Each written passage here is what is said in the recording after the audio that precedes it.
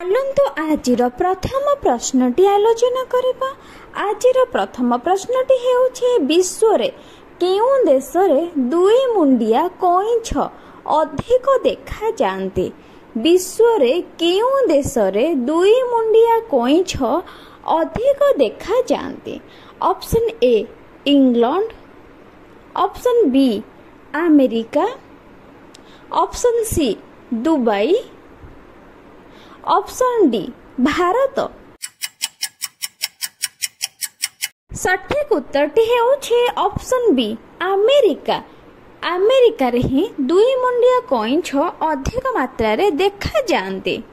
2 number ପ୍ରଶ୍ନଟି ହେଉଛି ଭାରତର ଜାତୀୟ ପୁଷ୍ପର ନାମ କ'ଣ? ଭାରତର ଜାତୀୟ ପୁଷ୍ପର ନାମ କ'ଣ? ଅପସନ୍ ଏ ମନ୍ଦାର, ଅପସନ୍ ବି ଟଗର, ଅପସନ୍ ସି କଇଁ, ଅପସନ୍ ଡି ପଦ୍ମ। ୟାର ସଠିକ ଉତ୍ତରଟି ହେଉଛି ଅପସନ୍ ଡି ପଦ୍ମ ଭାରତର ଜାତୀୟ ପୁଷ୍ପ।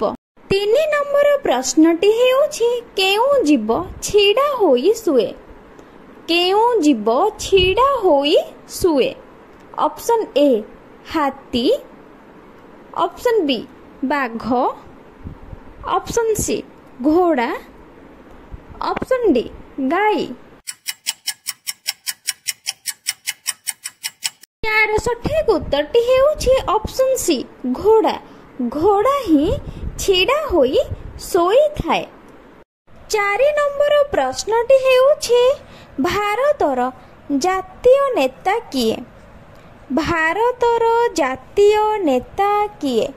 Option A Bhagat Singh, option B Atal Bihari Vajpayee, option C Mahatma Gandhi, option D Narendra Modi.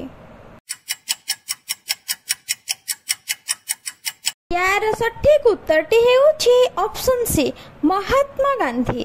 Mahatma Gandhi ହେଉଛନ୍ତି ଆମ ଭାରତର ଜାତୀୟ ନେତା। 5 ନମ୍ବର ପ୍ରଶ୍ନଟି ହେଉଛି ଭାରତର ଜାତୀୟ ପତାକାର ନାମ କ'ଣ? ଭାରତର ଜାତୀୟ ପତାକାର ନାମ କ'ଣ?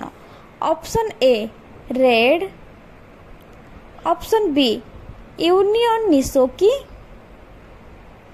ଅପସନ୍ ସି ତ୍ରିରଙ୍ଗା,